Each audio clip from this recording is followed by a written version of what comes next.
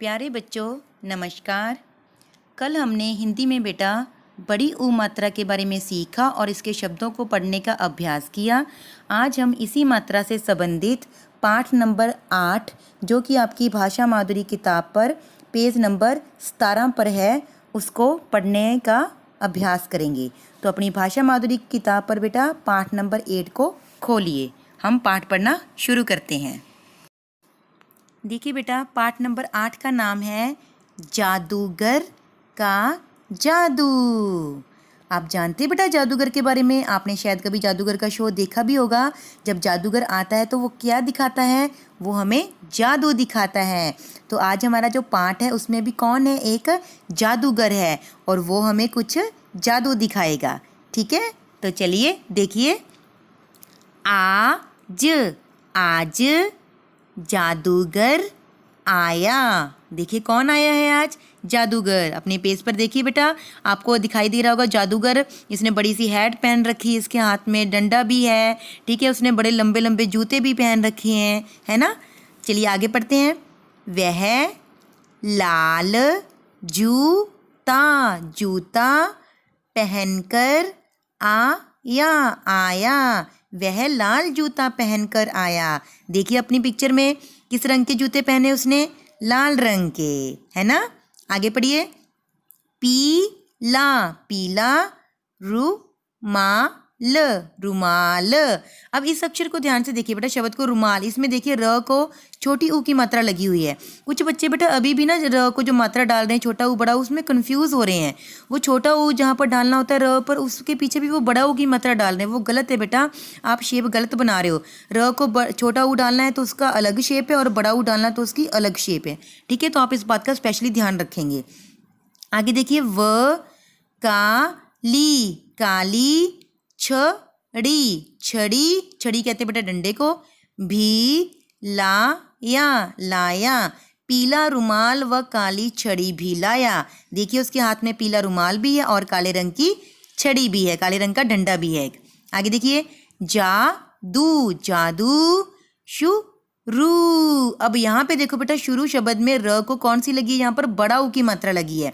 ऊपर हमने रुमाल में किया था र को छोटा ऊ। तो देखिए दोनों मात्राओं में कितना फर्क है।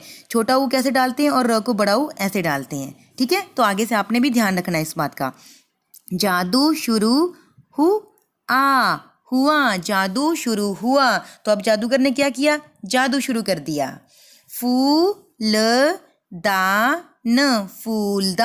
फूलदान कहते हैं बेटा जिसमें हम फूल डालकर रखते हैं, उसको बोलते हैं फूलदान। की तरफ काली छड़ी घुमाकर कहा। फिर उसने फूलदान की तरफ काली छड़ी को घुमाया और देखो उसने क्या बोला? आब्रा का डाबरा। ये वो मंत्र है जो बोलता है वो जादू करने के लिए। तो उसने क्या बोला? आब्रा का डाबरा। जैसे ही उसने आब्रा का डाबरा बोला, उसने फूलदान के ऊपर छड़ी घुमाकर, तो देखो अपनी तस्वीर में, चित्र में देखो बेटा, उसमें से क्या निकल आया? उसमें से एक कबूतर निकल आया, है ना। तो उसने कितना अच्छा जादू किया कि उसने छड़ी घुमाई और उसमें से कबूतर निकल आया। चलिए हम आगे पढ़ते हैं इसके बारे में।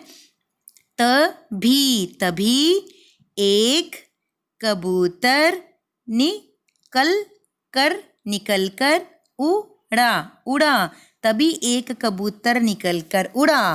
क्या निकला उसमें से? एक कबूतर। आगे देखिए। अब पीला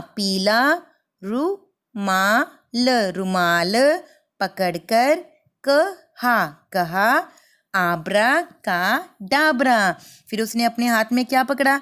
पीले रंग का रुमाल पकड़ा और फिर से उसने क्या मंत्र बोला? आब्रा का डाबरा। अब देखते हैं क्या निकलेगा इसमें से। तभी एक चूहा कूद कर बाईं तरफ भागा। फिर उसने देखो क्या जादू किया। जब उसने आब्रा का डाबरा बोला तभी एक चूहा कूदकर बाईं तरफ भागा। तो उस रुमाल में से एक चूहा निकला और वो निकलकर कूदकर कहाँ भागा? बाईं तरफ को भाग लिया वो, है ना। देखिए अपने चित्र में देखिए, आपको दिखाई दे रहा होगा ना कि रुमाल में से चूहा निकलकर भाग रहा है।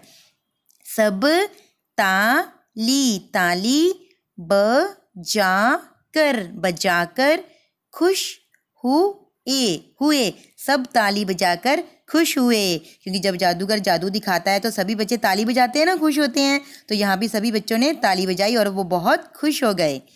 तब जादूगर कमाल का जादू दिखाकर चला गया। तब जादूगर कमाल का जादू दिखाकर चला गया। फिर बाद में क्या करते हैं, जब जादूगर अपना सारा जादू दिखा देता है तो उसके बाद वो क्या होता है, चला जाता है। तो यहाँ भी जादूगर ने अपना कमाल का जादू दिखाया और फिर वहाँ से चला गया। तो ये था बेटा आज हमारा पाठ नंबर 8 जिसके बारे में हमने पढ़ा। अब आपने इस पाठ को पढ़ने का अभ्यास करना है बेटा। जैसे मैं आपको बेटा हर एक शब्द के साथ मात्रा को जोड़कर बताती हूँ, वो मैं इसलिए आपको इतना डिटेल में बताती हूँ ताकि आपको मात्राओं की पहचान हो जाए कि छोटी ई या छोटी बड़ी ई में क्या फ़र्क होता है, ऐसी छोटा ऊ बड़ा ऊ में क्या फ़र्क है, कि छोटा ऊ और बड़ा ऊ की आवाज़ में भी फ़र्क होता है। छोटा ऊ की आवाज़ कम होती है, बड़ा ऊ की थोड़ी सी लंबी होती है। ऐसे ही बेटा आपने भी इनकी पहचान करने का अभ्यास करना है कि छोटा ऊ बड़ा ऊ इन दोनों की आवाज़ में क्या फ़र्क होता है। ठीक है, ये तब तक नहीं हो पाएगा जब तक आप बार बार इनको पढ़ने का अभ्यास नहीं करोगे। तो आपके लिए बेटा इस क्लास में फर्स्ट क्लास में रीडिंग बहुत ज़्यादा इंपॉर्टेंट है। आप ज़्यादा से ज़्यादा रीडिंग की तरफ ध्यान दिया करो। ठीक है बेटा, जितना काम मैं आपको करवा दिया मैंने आपको सारा रीड करना आना चाहिए, फिर चाहे वो इंग्लिश का हो चाहे वो हिंदी का हो। ठीक है, तो आपके लिए रीडिंग मस्ट है, आपने रीडिंग करनी ही करनी है डेली। ठीक है, ऐसे बेटा जब आप बुक वर्क करते हो उसमें भी प्रश्नों को, ऐसे इंग्लिश के क्वेश्चंस को खुद रीड करने की कोशिश किया करो।